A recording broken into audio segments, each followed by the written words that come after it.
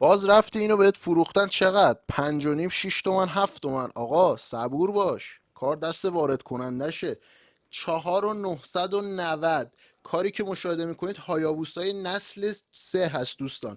کار تمام فلز، مقیاس از 1.6 هم بزرگتره، یعنی از H2 هم که ما داریم کار بزرگتره. بیا روی کار آقا، سویچشو بگی. ببین سویچ داره میچرخه، چراغ روشن، دست رو گاز، استارت رو میزنی استارت میخوره. چراغای جلوشو بگیر چقدر قشنگه. حالا دسته گازشو مثل موتور واقعی میپیچونی، لاستیک عقب قشنگ گاز میخوره و دود میده. اینو آب که کنید چند بار هواگیری کنید این دود میده.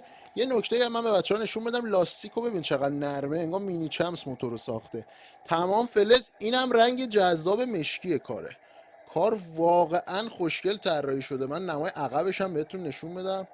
بچه‌ها میدونید که هایابوسا به معنی شاهین در حال شکاره. میبینید شبیه شاهینیه که میخواد به شکار حمله کنه و یه هارد باکس خیلی قشنگ برای هدیه دادن داره. 4990 دایرکت پیام بدید، تعداد محدوده، من اکثرش عمده میفروشم.